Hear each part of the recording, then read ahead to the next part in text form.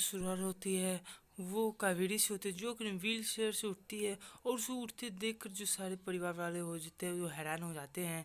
तभी वो आगे बढ़ती है, तभी आर्यन उसे रोकने की कोशिश करता है लेकिन वो उसे हाथ का इशारा करते रोक देती है। तभी अरमान बोलता है कि वो उसकी जो ये बात है नहीं मानेगा, जिस पर मायरा पूछती है क्यों, क्योंकि उसके अंदर का जो प्यार है और अभी भी वही से प्यार करते हैं वो, इसीलिए उसकी बात नहीं मानेगा। जिस पर अरमान बोलता है कि नहीं, वो जिसके लिए दूसरा कारण है और वो इसीलिए ये बात नहीं मान सकता। जिस पर मायरा पूछती कि ऐसी क्या बात है कि वो इस पर नहीं मान, जिस पर अरमान बोलता है कि वो शादी जैसे बंधनों को नहीं मानता इसीलिए अब वो शादी नहीं करेगा। जिस पर मायरा बोलते कि आप मेरे लिए इतना नहीं कर सकते और मायरा में आंटी में अगर कोई कमी है तो आप मुझे बताओ, मैं उनसे ठीक करवा लूँगी और आपने मुझे प्रॉमिस किया था कि आप उनसे शादी करोगे, अब आप बदल रहे हो।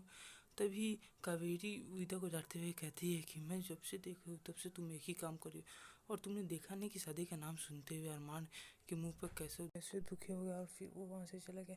इस रोज डांटते हुए कहती है। तभी विद्या जो होती है उसे कुछ कहने की कोशिश करती है लेकिन वो उसे रोक देती है और कहती है कि अरमान कोई बच्चा नहीं है और तुम जो कि तुम उसका हाथ पकड़ के उसे जो बताओगे वो करे वो करेगा, उससे तुमने देखा कि वो बहुत बड़ा हो गया है। ईशा रोज समझाता है कि वो इसकी जो ये मांग है वो पूरी नहीं कर सकता और तभी मायरा कहती है कि ये ठीक है, अगर वो बात नहीं मानना चाहता तो उसे छोड़ के जा सकता है। तभी अरमान जो होता है उसे गुस्से में आ जाता है और कहता है कि जैसे उसकी माँ ने उसे 8 साल पहले छोड़ के चली गई थी वो भी उसे छोड़ के जा सकता, तभी वो उसके बिना भी रह सकती है। अरमान तब जोर से चिल्ला के बोलता है वो उसकी बेटी है और उसका हक है और एक बाप अपनी बेटी को जो गलत और सही बता सकता भी। मायरा बोलती है कि आज तक उससे ऐसे बात नहीं की। तभी अरमान बोलता है कि आज से पहले उसने उससे ऐसी मांग नहीं की। ये सब अभीरा जो होती है एक जगह खड़ी होकर देख रही होती है, चुपचाप खड़ी होती है। इसके बाद मायरा जो थी रोती हुई वहाँ से जा रही होती है। तभी वह अभीरा से टकरा जाती है और देखती है कि अभीरा यहाँ पे खड़ी है और फिर वो अरमान और अभीरा को एक ही रूम में एक ही जगह देखती है और फिर वो चौंक जाती है। इसके बाद वो वहाँ से दौड़ कर भाग रही होती है और अरमान अभीरा जो होते हैं उसका पीछा कर रहे होते हैं और अब दोनों जोर से मायरा कह के उसे रोकने की कोशिश करते हैं। तभी इशारे में अभीरा जो होती है वो इशारा करती है कि तू मायरा की जो मांग है वो मान लो। इसके बाद मान जो होता है वो दरवाजे खोलने के लिए कहता है लेकिन मायरा मना कर देती है। इसके बाद अभीरा जो होती है वो कोर्ट खोलने की कोशिश करते हैं लेकिन विद्या उसे रोकते हुए कहती है कि अगर तुम अभीरा को अरमान को मायरा को बुलाने की कोशिश करोगी तो तुम्हारा नाम सुन के फिर वो गेट नहीं खोलेगी। इसके बाद वो मान जाती है। शायद अब मायरा जो थी वो बोलती है कि मेरे पापा कितने बदल गए हैं और मेरे लिए अब सोचते नहीं है। तभी विद्या जो होती है वो अरमान को समझाती है कि अगर तुम उससे शादी करोगे क्या होगा, और तुम वो कोई नई लड़की तो है नहीं, तुम उसे 8 सालों से जान रहे हो, अगर तुम उसे शादी कर लो तो मायरा भी है वो खुश हो जाएगी। तभी कावेरी जो होती है वो सब देख रही होती है कि अभी सब वो सब आ रहे नहीं है। तभी दमयंती दिशा के माँ बाप को कहते हैं कि ये सब हमेशा तो नाटक चलते ही रहता है और कहते हैं कि क्या अभी भी तुम अपनी बेटी को ऐसे घर में भेजना चाहते हो जाके हमेशा लड़ाई होती रहती है।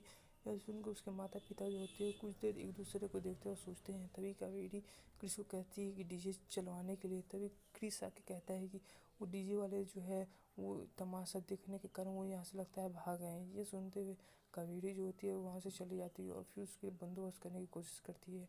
तभी क्रिस महर को कहता है कि इस सगाई के दिन आपने जो है बहुत बुरा किया और क्या आपको लगता है कि मैं अभीरा के रहते हुए दूसरे से शादी कर सकते हैं।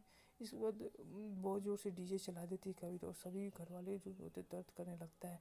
तभी विद्या जो होती है वो पूछती है कि तू उससे शादी कर लेगा क्या हो जाएगा, और उससे अभीरा को उससे दूर रहने की कोशिश करती है और कहती है कि तू उससे शादी कर ले और मेरी बात मान जा, अगर तू उससे शादी कर लेगा तो बहुत अच्छा होगा। तभी अभीरा सोचने लगती है और फिर सोचती है कि अरमान जो है वो उसकी बात मान जाएगा तो कम से कम वो तो खुश रहेगा और साथ में मायरा भी उसके साथ खुश रहेगी।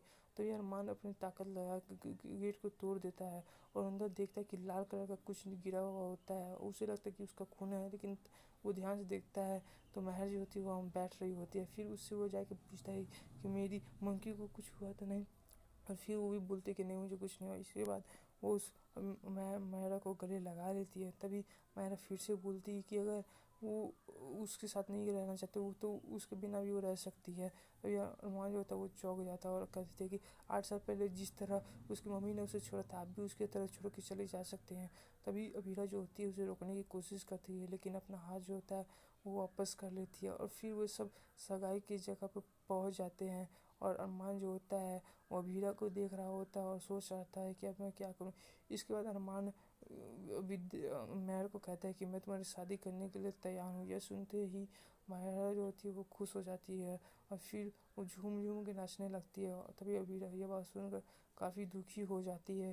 तभी विद्या सभी को कह रही होती है कि डीजे चला, चलो अभी डांस होगा। और तभी काजल पूछती है मनीषा से कि तुम्हें क्या लगता है अरमान ने ऐसा क्यों किया होगा। तभी मनीषा कहती है कि उसे कुछ सोच समझ के ही ऐसा कदम लिया होगा। इसके बाद बाहरी मेहमान जो होते हैं वो एक साथ विद्या के साथ डांस करने लगते हैं और विद्या और महर भी एक दूसरे से डांस करते हैं। तभी महर पूछती कि उसने दादी उसने मैंने तो कुछ पापा के लिए गलत तो नहीं किया है। तभी अरमान कहता है कि उसने अब हीरा का बात माना है और वो शादी करने के लिए राजी हुआ है, लेकिन वो उसे प्यार नहीं देगा और कहता है कि बस वो शादी इसीलिए कर रहा है, उसे प्यार नहीं देगा।